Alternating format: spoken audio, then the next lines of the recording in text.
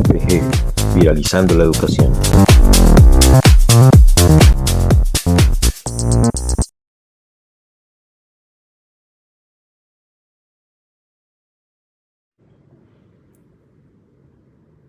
Hola, muy buenas noches. Bueno, estamos hoy compartiendo una clase práctica de Derecho Penal y Procesal Penal, una clase práctica dentro de la cual vamos a intentar dar luces acerca de una perspectiva jurídica de lo que ha sucedido en los últimos días con respecto al caso de Aida Merlano hija. Es importante aclarar todos los puntos de vista en materia jurídica, teniendo en cuenta que si nos dejamos llevar por los medios de comunicación, pues muy seguramente vamos a incurrir o vamos a estar todo el tiempo patinando en diferentes... bueno, vamos aprobando entonces a los que van llegando para que vayan haciendo parte de esta introducción. Lo ideal es que entonces podamos desarrollar el tema desde un punto de vista jurídico práctico, pero sin el rigor de los tecnicismos jurídicos que se utilizan habitualmente tanto en los estados judiciales como en algún tipo de medio de comunicación. Entonces, lo primero que hay que resaltar es que, como todos observamos en todas las cadenas televisivas y en las redes sociales, a través de memes y diferentes cosas que la verdad fueron muy divertidas con respecto a ese mecanismo que se utilizó, a esa estrategia que se utilizó por parte de Aida Merlano para escaparse, y dentro del cual tenemos claros los hechos, porque los hemos visto reiteradas ocasiones durante el año 2019 finales, octubre del 2019, y la fecha de hoy se ha reactivado esta información. ¿Qué es lo jurídicamente relevante para tener en cuenta en este caso? Como su nombre lo dice, el derecho penal pues establece las posibles penas a imponer dentro de una conducta que es rechazada socialmente a través del legislador por unos tipos penales. Los tipos penales están establecidos en el Código Penal y muchos errores o muchas dudas que existen con respecto al caso de Aida Merlano tienen que ver con el tema procedimental. Entonces vamos a hablar del derecho adjetivo y eh, del derecho procesal. En este sentido, vamos a establecer primero quiénes son las partes dentro del proceso. Estamos, como les dije, en un proceso penal. Se entiende que con la comisión del hecho o la investigación de esa posible comisión de ese hecho por parte de la Fiscalía General de la Nación, es esta última quien protege los derechos de todas las personas que vivimos en el territorio nacional. Es decir, que ellos son garantes de establecer a través de una posibilidad de verdad eh, cómo se dio la comisión de un posible delito. Un delito que se encuentra tipificado, cuando hablamos de la palabra tipificación, estamos hablando de la descripción que se le da dentro del Código Penal a diferentes actos que son reprochables por la gran mayoría de la sociedad. En este caso, nos vemos abocados a conocer el contenido del artículo 448 del Código Penal y el artículo 188D del Código Penal. Estas dos disposiciones son por las que básicamente se adelantó el juicio de Aida Victoria Merlano, el hermano y el odontólogo de la mamá, este último, Javier Celis, quien fuera absuelto, ¿no? Como ya sabemos. Entonces, en ese sentido, tenemos que los hechos devienen de una actuación que hizo Aida Merlano madre. Posterior a ello, vemos cómo hay una vinculación jurídica a un proceso penal de la hija mayor, Aida Victoria Merlano, y el odontólogo. ¿En qué calidad se les vincula a ellos dentro de estos hechos que ya todos conocemos? Como cómplices. ¿Qué quiere decir la palabra cómplice? La palabra cómplice quiere decir que ellos conocían la voluntad del escape de Aida Merlano y como consecuencia de ese conocimiento consintieron en colaborarle, en ayudarle y en permitir que esto sucediera. Por esa razón son cómplices. Tuvieron el conocimiento previo al suceso, es decir, tuvieron que planificar qué era lo que iban a realizar como actos para que se diera el efectivo cumplimiento del plan. Eso se hace de manera previa. Algunos penalistas le llaman iter criminis, eh, y es esa preparación cognitiva que se hace acerca de lo que va a suceder con esta comisión de este delito o de cualquier otro delito. Otra posibilidad que se hubiera dado de complicidad es el haberse preparado o haber eh, reaccionado de una manera positiva a el suceso del escape de la madre. Es decir, en el momento preciso se entera de la situación, se entera en el momento en el que están en el consultorio odontológico de lo que va a hacer la madre. Posiblemente no tenían conocimiento de que dentro de la maleta llevaban estos elementos porque por alguna estrategia la madre envió los elementos dentro de la mochila negra que llevaba el hijo Esteban José, y ellos no sabían de este suceso, pero sin embargo consintieron en que ocurriera y realizaron actos para colaborar a esa realización de ese hecho. En este campo se da la complicidad. Fue una de las razones que explicó el juez de conocimiento que llevó a cabo todo el proceso, toda la etapa de juicio, de juzgamiento, el juicio oral que se llama, que es donde se debaten todas las pruebas que puede llegar a presentar la Fiscalía General de la Nación en nombre de todos nosotros, teniendo en cuenta que ahí a Merlano con su actuar, al cometer ese tipo de delitos como es la fuga de presos, al ya ser una persona que se encontraba condenada y que se encontraba cumpliendo con esa condena, es importante resaltar que el delito que ella comete al fugarse, como su mismo nombre lo dice, fuga de presos, artículo 448 del Código Penal,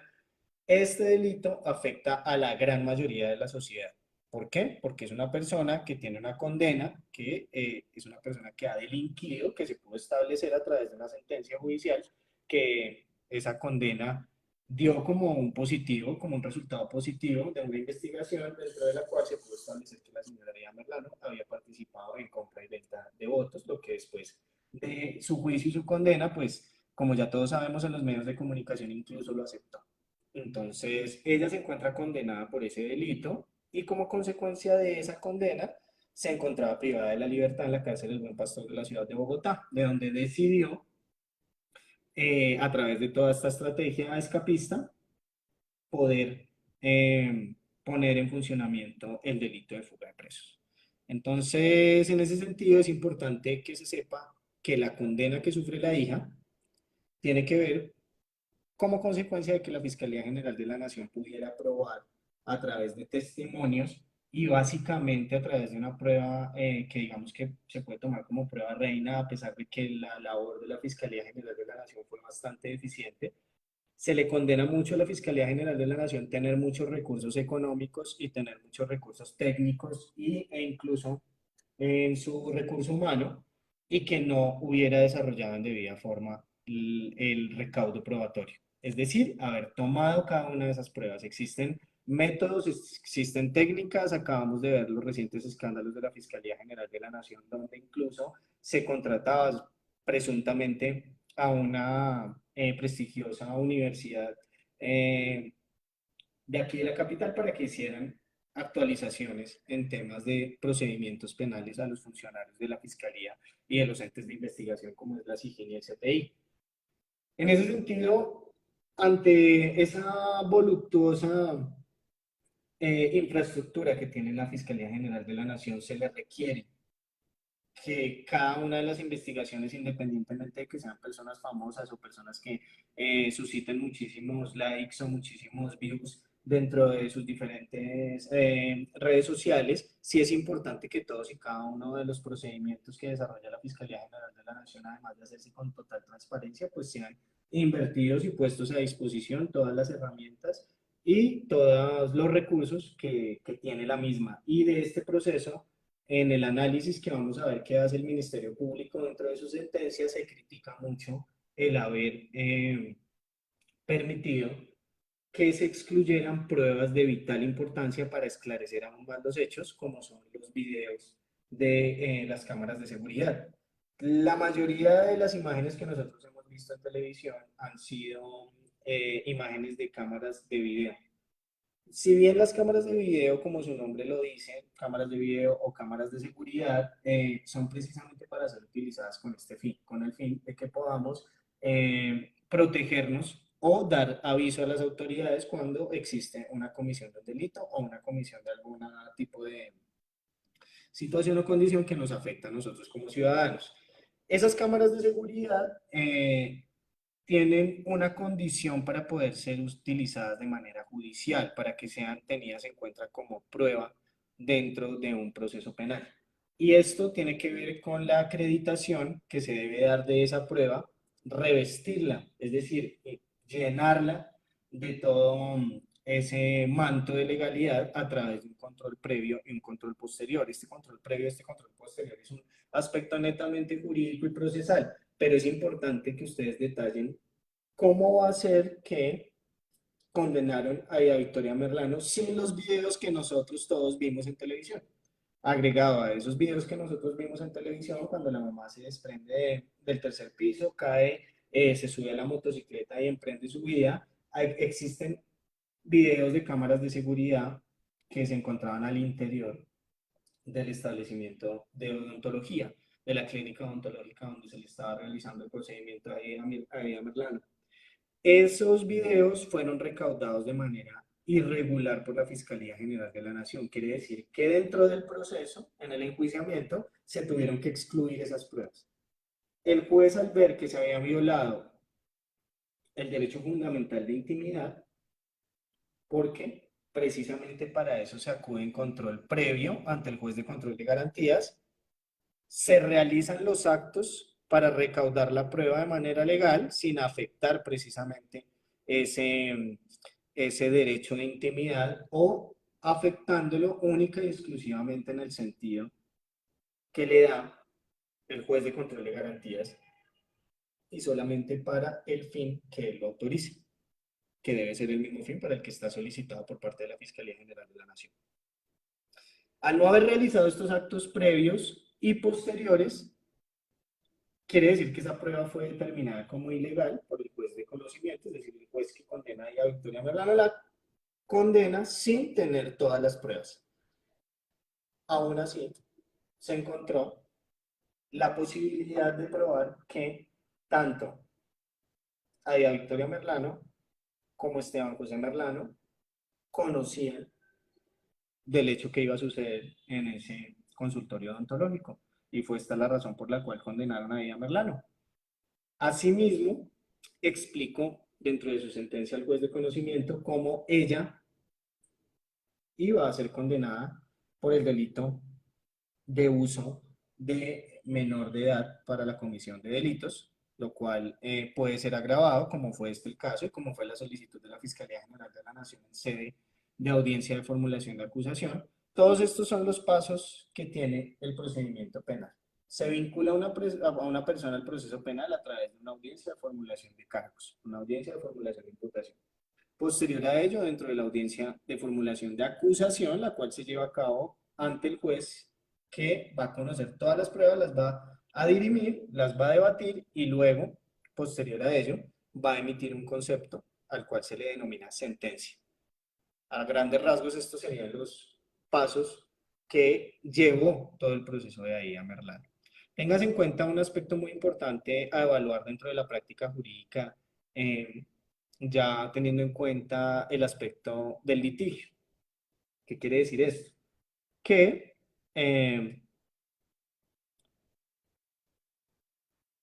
existe una estrategia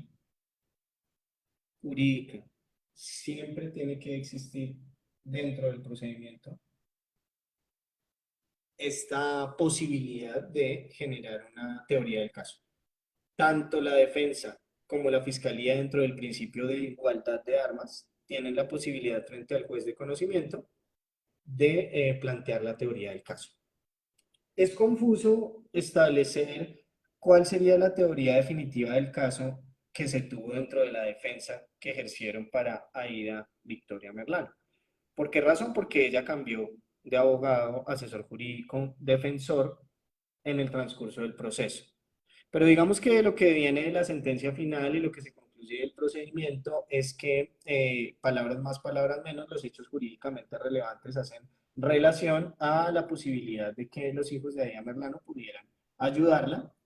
dándole algunos elementos, proporcionándole los elementos a través de los cuales ella se iba a escapar. Y dentro de la teoría del caso de la defensa, se determina que los hijos desconocían el hecho de que la madre iba a escaparse de ese centro odontológico y por ende a escaparse de la cárcel. Si bien ella estaba en tránsito, estaba ante un permiso, llamémoslo médico odontológico, que es ahí donde quiero hacer un paréntesis porque conozco de primera mano la condición en la que tienen que vivir día tras día las mujeres que se encuentran recluidas en las diferentes cárceles de Colombia, especialmente en la cárcel El Buen Pastor de la ciudad de Bogotá. Y esta cárcel particularmente no solo tiene un problema de hacinamiento, sino claramente, como en la mayor parte de las entidades del Estado en nuestro país, sufre un problema de corrupción a través del cual los recursos económicos provistos para la cárcel de Mujeres El Buen Pastor son malversados y por ende pues las condiciones de estadía de las reclusas dentro de este establecimiento carcelario es precario a tal punto que hay mujeres que se encuentran en un estado de salud muchísimo más deplorable, que no tienen problemas de salud tan graves como rediseñar su sonrisa y hacerlo incluso por tercera vez y sin embargo utilizar eso como método de defensa dentro de un proceso penal tan grave como es este y donde está involucrada gente tan importante del país por sus, digamos, actos por fuera del ordenamiento jurídico. Entonces, en ese sentido, sí condenar un poco también la actuación del IMPEC, sí se deviene de ahí indicios de posibles contumacias que hubieran podido llegar a tener tanto los actores administrativos del Instituto Nacional Penitenciario y Carcelario como los mismos agentes o dragoneantes que iban ese día actuando en custodia de la señora Aida Merlano. En primer lugar, con reprochar la autorización para asistir a una cita médica odontológica donde se iba a rediseñar por tercera vez, reitero, la sonrisa de la señora Aida Merlano. Habiendo tantas internas de la cárcel de mujeres de Bogotá que requieren tantos tratamientos tan diferentes y tan complejos, vemos cómo ese sistema de salud de las cárceles de Colombia, al igual que todo lo que sucede dentro de ellas, pues es precario y es mínimo. Entonces, que hubiera existido una solicitud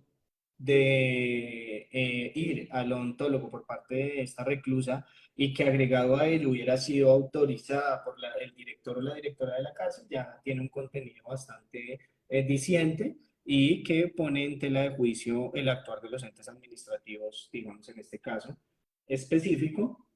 por la calidad del sujeto, por el tipo de procedimiento que se le iba a realizar y hombre, porque pues estamos poniendo en movimiento todo un aparato, todo un sistema de vigilancia dentro del cual se encuentran salarios de dragoneantes, de conductores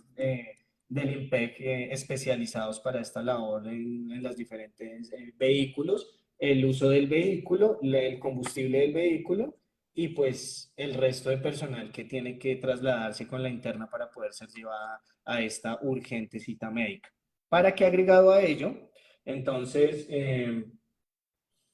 se manipule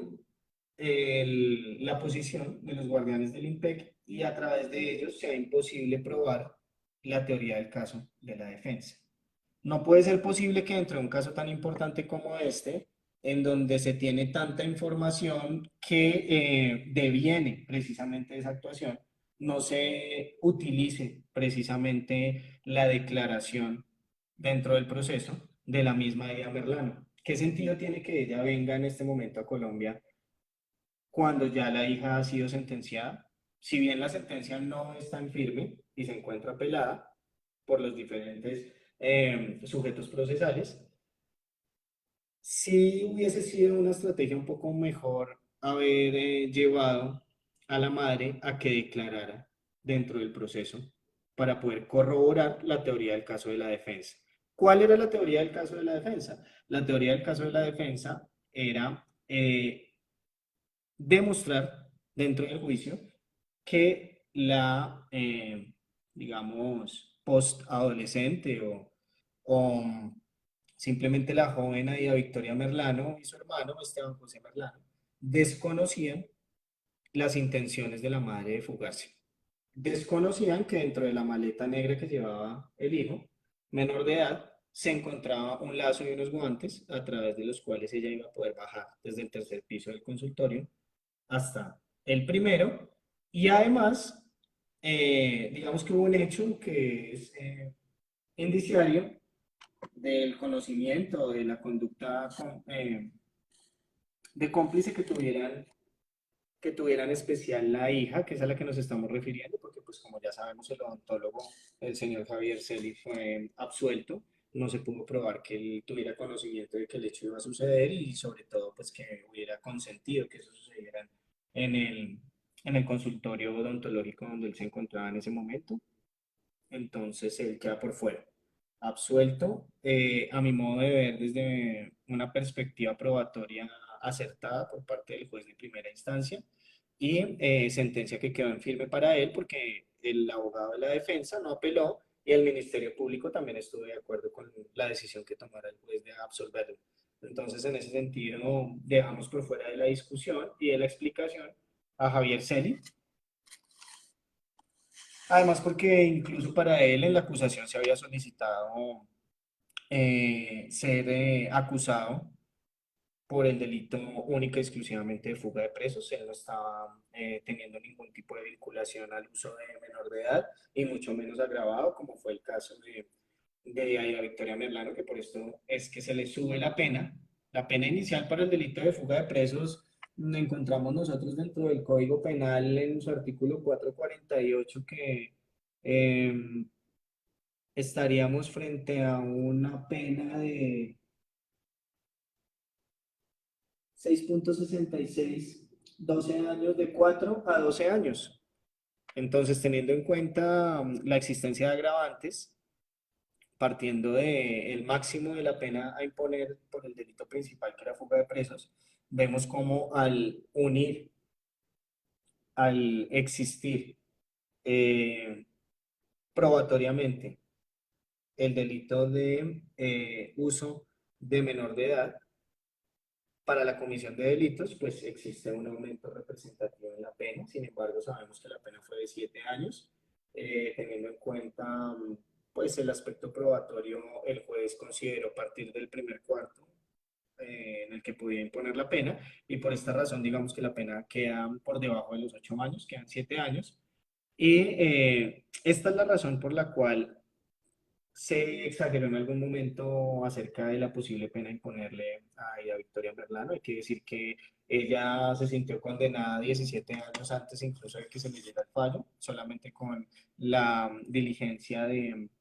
sentido del fallo, ya ella consideró que esta era la pena que se iba a imponer. Entonces es importante que dejemos dentro de esta charla establecido que el proceso de Aida Victoria Merlano se realizó a través de todos los pasos procesales. Afortunadamente, a pesar de ser un proceso de mucha connotación dentro de las diferentes audiencias, se vio una constancia y una perseverancia del juez por tener el dominio de las diligencias, el dominio del proceso. Eso es algo que desde mi punto de vista y en el aspecto práctico es muy importante porque de alguna manera se garantiza el acceso al debido proceso, a la igualdad de armas y se garantizan los derechos tanto de las víctimas como de los procesados en el proceso penal, que es de vital importancia. Se considera acertada las disposiciones que hiciera como alegatos de conclusión el agente del Ministerio Público, teniendo en cuenta que como representante de la sociedad,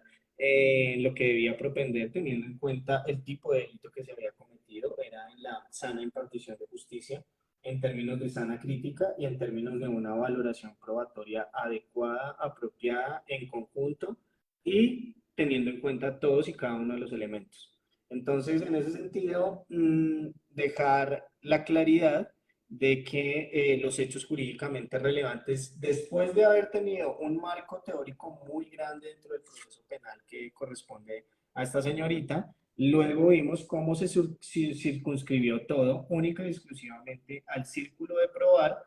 que tanto ella como el hermano tenían conocimiento de que dentro de una maleta había una soga y unos guantes y que esa soga y esos guantes iban a ser utilizados para el escape de la madre. Si conocían o desconocían algún otro tipo de circunstancias, por lo menos dentro del proceso no se pudieron probar y fue solamente el haber probado este conocimiento lo que lleva a Victoria Merlano a ser cómplice de la fuga de la mamá y por esta razón es condenada a 7 años de prisión. Eso es lo que ha sucedido. Considero desde el punto de vista práctico que fue equivocada la teoría del caso o la estrategia jurídica que se planteó por parte de la defensa. Considero que teniendo en cuenta ese altruismo que aparenta en este momento la ex senadora, hoy condenada, Aida Merlano, debió haber ayudado a su hija declarando dentro del proceso. Si bien ella está revestida del derecho a guardar silencio y Aida Victoria Merlano también en las condiciones de que no está obligada a declarar en contra de sí mismo, en contra de algún familiar que esté en primer grado de consanguinidad, como es la madre. Entonces vemos que también tenían esa posibilidad de guardar silencio, pero no siempre esa es la mejor estrategia dentro de un proceso jurídico penal. Es importante utilizar la mayor cantidad de medios probatorios para lograr el fin de la teoría del caso. El fin de la teoría del caso era demostrar que ellos no tenían conocimiento. ¿Cuál era la mejor manera de demostrar que no tenían conocimiento? A través de una declaración de la propia Aida Merlano, quien aparentemente, según sus propias declaraciones en la prensa, manifiesta que todo lo hizo obligada o amenazada de muerte. Entonces, se considera de vital importancia dentro de un proceso penal que el testigo de vista, el testigo de primera mano, sea quien vaya a declarar. En este caso era importantísimo, considero que esa fue una estrategia jurídica que, si bien considero que los juristas que llevaron a cabo esta defensa lo debieron haber contemplado, para este escenario, sin conocer las razones por las cuales no lo hicieron, considero que esa hubiese sido una estrategia un poco más favorable para Victoria Merlano para poder haber salido absuelta de los cargos planteados por la Fiscalía General de la Nación en este proceso. Entonces, en ese sentido, eh, darles un cordial saludo a todos los que están conectados nuevamente, agradecerles su presencia a esta charla jurídica que hemos tenido el día de hoy acerca de aspectos penales, teniendo en cuenta un caso muy concreto y muy puntual de la actualidad colombiana, de la actualidad de nuestro querido Colombia. Y es importante que sus inquietudes las transmitan a través de la Universidad para la Gente. Seguiremos trabajando y llevando más adelante algunos conceptos, algunas ideas jurídicas que consideremos de importante relevancia para que se pueda entender o para que se pueda masticar desde un punto de vista jurídico cómo se dan los diferentes procesos. Les mando un saludo, muchas gracias por su asistencia y fue un placer estar aquí en la Universidad para la Gente. UPG, viralizando la educación.